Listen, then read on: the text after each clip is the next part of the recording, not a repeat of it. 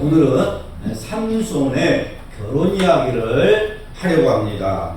삼손의 이 결혼 모습을 보면서 삼손이 어떤 인물인지 또 그의 문제가 무엇인지 보겠습니다. 삼손은 성경에서 몇 안 되는 수태고지로 태어났습니다. 성경에서 수태고지 사건은 흔한 일이 아닙니다. 수태고지는 천사가 나타나 아이를 갖게 될 것이라고 미리 알려주는 것을 말합니다. 그러니까 세례 요한이나 또 예수님도 수태고지로 태어났습니다. 또 특별히 삼손은 나실인으로 구별이 되었습니다. 나실이란 말은 하나님께서 특별히 쓰시기 위해서 하나님께 바쳐진 자라는 뜻입니다.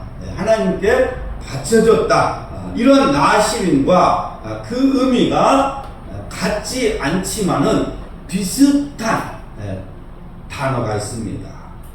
바로 성도입니다. 성도는 구별된 무리라는 뜻입니다. 구별된 사람, 구별된 사람.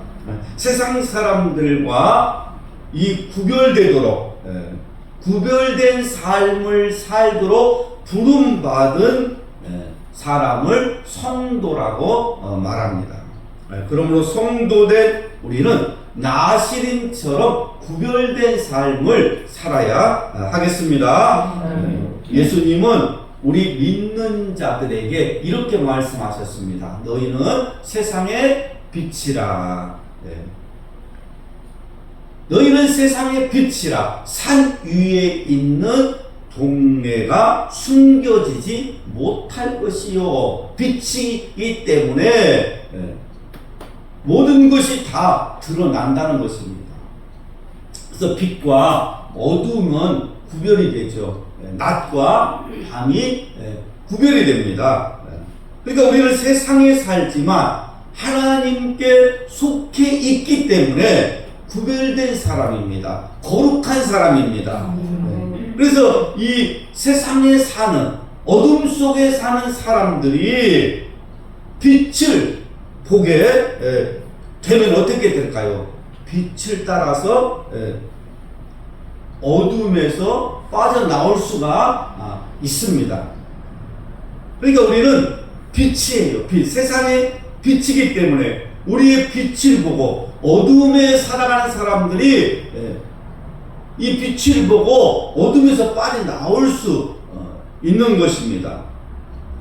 마태복음 5장 16절 말씀, 이같이 너희 빛이 사람 앞에 비치게 하여 그들로 너희 착한 행실을 보고 하늘에 계신 너희 아버지께 영광을 돌리게 하라 그랬어요. 그러니까 우리 그리스도인들의 이 선한 행실이 세상 사람들을 하나님께로 이끄는 빛의 역할을 한다고 말씀하고 있습니다. 그러니까 우리의 착한 행실이 빛의 역할을 하는 거예요. 이 빛을 보고 세상 사람들이 어둠에서 빠져나올 수 있는 것입니다. 자, 그런데 삼손은 어떤 모습을 우리에게 보여주고 있습니까? 하나님의 자녀답게 빛의 역할을 하지 못하고 있습니다.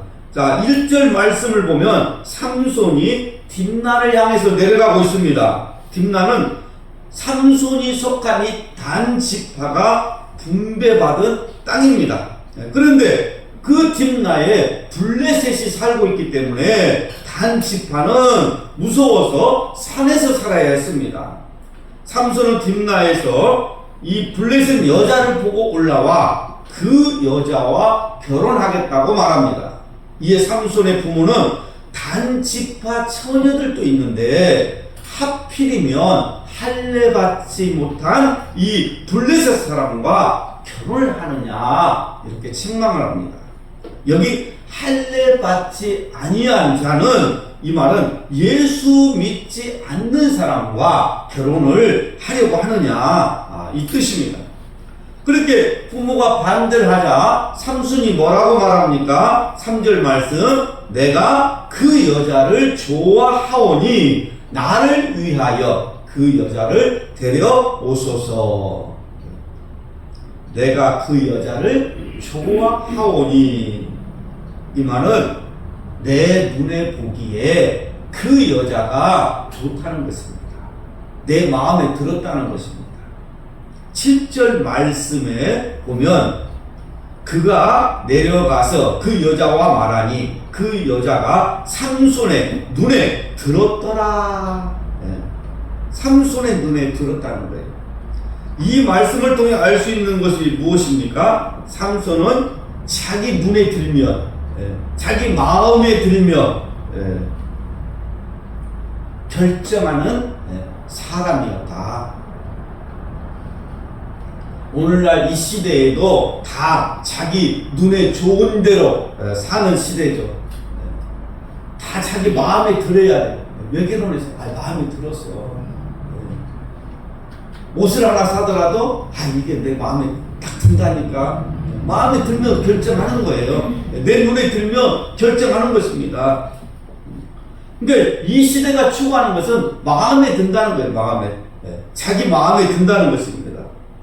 이것을 우리는 두려워해야 됩니다. 이것이 삼손을 비참하게 만든 원인이었습니다. 창세기 3장에 보면 사탄이 아담과 하와를 무너뜨릴 때 사용했던 수법이 내 눈에 좋은 대로였어요. 내 눈에 좋은 대로. 여자가 그 나무를 본즉 먹음직도 하고 보암직도 하고 지혜롭게 할 만큼 탐스럽기도 한지라. 먹음직도 하고 보암직도 하고 자기 눈에 좋은 대로 내 눈에 그 여자가 좋사오니 다 같은 말입니다. 삼손이 자기 눈으로 보기에 좋은 대로 여자에게 마음을 빼앗겼던 것은 그만큼 삼손의 믿음이 타락했다는 증거입니다. 타락한 인간의 이 눈으로 보는 것이 얼마나 위험한 것인지 우리는 알아야 합니다. 니고데모의 안경이라는 책이 있습니다. 기독교 이 세계관에 대해서 설명하는 책인데 총신대 교수님이 쓴 책입니다. 요한복음 3장에 니고데모가 예수님을 찾아옵니다. 당시 유대 사회의 지도자였던 이 니고데모는 하나님과 상관없는 인간적인 안경을 끼고 있었습니다. 예수님께서 사람이 거듭나지 않으면 하나님 나라에 들어갈 수 없다고 말씀하십니다. 그러자 니고데모가 사람이 늙으면 어떻게 날 수 있겠습니까? 모태에 다시 들어갔다가 나와야 합니까? 그는 인간적인 안경을 끼고 있었습니다.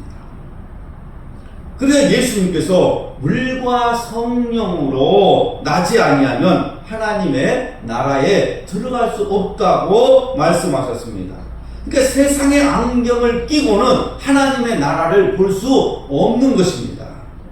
예수님표 안경, 십자가표 안경을 껴야 하나님의 나라를 볼 수 있고 이해할 수 있는 것입니다.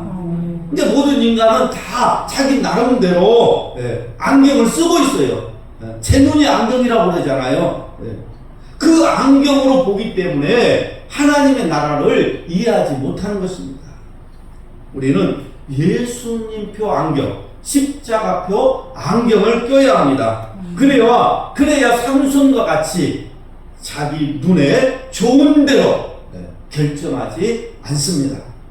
세상의 안경을 벗어버리고 예수님표 안경으로 바꾸시기 바랍니다. 삼손처럼 자기 눈에 좋은 대로 바라보지 말고 믿음의 눈으로 세상을 바라보시기 바랍니다.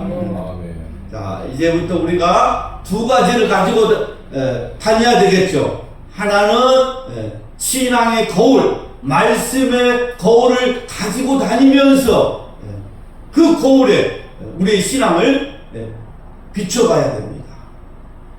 그래야 내가 거룩한 삶을 살 수가 있어요. 타락의 길을 가지 않고 죄악의 길을 가지 않고 하나님의 백성답게 깨끗하게 살 수 있습니다. 그래서 거울을 가지고 다녀야 되고 이제 안경을 바꿔야 합니다. 다비치 안경이 아니라 예수님표 안경, 십자가표 안경으로 바꾸시기 바랍니다. 돈 들지 않아요. 무료입니다. 이제 조금 있으면 단풍철도 되는데 이 예수님표 안경을 끼고 단풍 구경 가십시오. 그러면 찬송이 저절로 나올 것입니다. 주님이 지으신 모든 세계 마음속에 그려볼 때 찬송이 나온다니까요. 예수님표 안경을 이제 끼시고 세상을 여러분이 바라보시면 달라질 것입니다. 이 삼손의 이 아버지 마노아는 하나님이 원하시는 구별된 삶을 살았어요. 그런데 하나님의 말씀에 순종하는 삶을 살았습니다. 그런데 불행하게도 삼손에게는 아버지의 그 믿음이 없는 거예요. 믿음의 계대가 이어지지를 못했어요. 13장에 보면 하나님께서 명령을 하시죠. 이것도 하지 말아라, 저것도 하지 마라, 또 저것도 먹지 말라, 이렇게 말씀을 하십니다. 그런데 하나님께서 무작정 하지 말라고 하시는 것이 아니라 그렇게 해야 하는 이유를 말씀하셨어요. 왜 머리에 삭도를 대면 안 되는지, 왜 포도주와 독주를 마시면 안 되는지 그 이유를 말씀하셨습니다. 왜 다른 애들은 술, 담배 다 하는데 너는 그러면 안 되는지 아느냐? 너는 세상과 구별된 사람이기 때문이다. 너 하고 싶은 대로 막 사는 세상 사람, 너는 하고 싶은 대로 막 사는 세상 사람들과 달라. 너는 사랑받기 위해서 태어났어. 너는 아무 여자나 사귀면 안 돼. 너에게는 세상을 변화시켜야 할 사명이 있어. 너는 세상을 바꾸는 사람이 되어야 한단다. 그래서 세상 사람들처럼 살면 안 되는 거야. 너는 세상의 빛이야. 너는 구별된 사람이야. 너의 빛을 보고 세상 사람들이 어두운 데서 빠져 나와야 돼. 우리는 세상에 끌려다니는 사람들이 아닙니다. 성도들은 세상 사람들을 하나님께로 인도하는 빛입니다. 빛으로 사시기 바랍니다. 14장 10절 보니까 삼손의 아버지가 여자에게로 내려가매 삼손이 거기서 잔치를 베풀었으니 청년들은 이렇게 행하는 풍속이 있음이더라 그랬어요. 자, 삼손은 그 시대 유행을 따라가며 지금 살아가고 있습니다. 세상의 문화를 즐기며 살아가고 있습니다. 그런데 이방 여자랑 결혼하는 것은 안 된다고 반대했던 아버지 이 마노아가 어떤 결정을 내렸습니까? 삼손의 아버지가 여자에게로 내려가매. 삼손의 아버지가 여자에게로 내려가매. 결국은 아들이 원하는 잘못된 방식대로 끌려가고 있어요. 그러니까 오늘 이 시대의 부모의 모습이잖아요. 아들이 잘못된 길을 가도 부모가 거기에 또 끌려가요. 이게 오늘날 부모의 모습이에요. 그러니까 자식은 내 마음대로 안 된다는 말이 딱 맞아요. 그러니까 자식 이기는 부모가 없다는 것입니다. 그래서 세상에서 제일 큰 리스크가 이 자식 농사예요. 리스크가 제일 커요. 그러니까 이 자녀들이 세상 방식대로 살아가는 것을 어떻게 하지 못하는 것이 부모의 모습입니다. 우리가 하나님의 축복을 받는 것도 중요하지만 그 축복을 관리하는 것도 중요합니다. 이 말은 무슨 말이냐? 자식을 낳은 것도 중요하지만 잘 키우는 것이 더 중요하다는 것입니다. 신앙의 부모라면 하나님의 말씀과 기도로 자녀를 교육하라는 것입니다. 죽음을 앞두고 다윗이 솔로몬에게 한 말입니다. 열왕기상 2절에서 3절 말씀입니다. 내가 이제 세상 사람 모든 사람이 가는 길로 가게 되었으니 너는 힘써 대장부가 되고 내 하나님 여호와의 명령을 지켜 그 길로 행하여 그 법률과 계명과 율례와 증거를 모세의 율법에 기록된 대로 지키라. 그리하면 내가 무엇을 하든지 어디로 가든지 형통하리라. 내가 무엇을 하든지 어디로 가든지 형통할지라. 하나님의 말씀을 지키고 믿음의 길을 걸어가면 이렇게 축복하시겠다는 것입니다. 그러니까 우리의 이 자녀가 무엇을 하든지 어디로 가든지 형통하도록 하나님의 말씀으로 축복하시기 바랍니다. 다윗처럼 자녀를 위해서 기도하면 자녀들의 앞길이 열릴 줄로 믿습니다. 그러니까 우리의 문제를 해결해 주실 분은 하나님밖에 없습니다. 그래서 늘 자녀가 세상의 길로 가지 않도록 내가 깨어서 기도해야 될 줄로 믿습니다. 이제부터는 영적인 눈으로, 믿음의 눈으로 세상을 바라보시고 기도로 날마다 승리하시기를 주님의 이름으로 축복합니다.